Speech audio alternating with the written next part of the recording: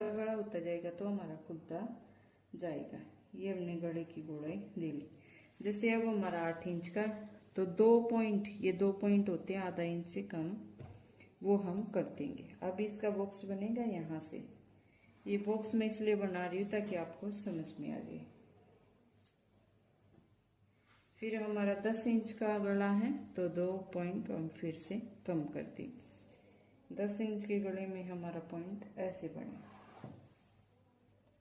किसी को भी कोई डाउट हो तो वो अपना पूछ सकता है। ये बन गया।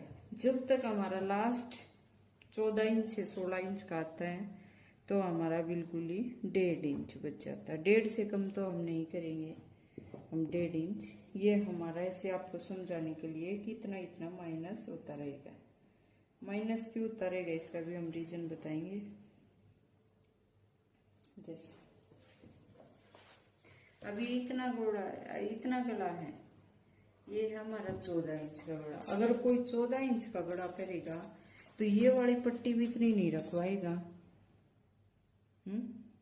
ये वाली पट्टी इतनी नहीं रखवाएगा कि इतना डीप गड़ा वही पहन सकता है जो बिल्कुल स्ट्रिप डालता है, यहाँ से बिल्कुल कम डालता है शोल्डर पे, क्योंकि डीप गले में ये अच्छी नहीं लगती।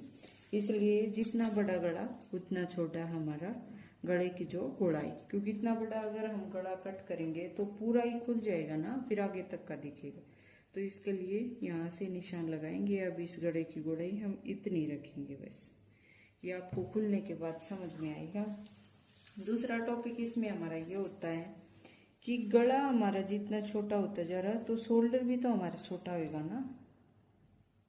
हम इस साइड से भी तो कम करेंगे, बिल्कुल परफेक्ट आएगा। अब सोच रहे हैं कि 1.5 इंच की यहाँ से हो गई और फिर 7.5 ये हो गई, ये तो बचे 6.5 इंच। तो इसका भी हम रीजन आपको बताएंगे।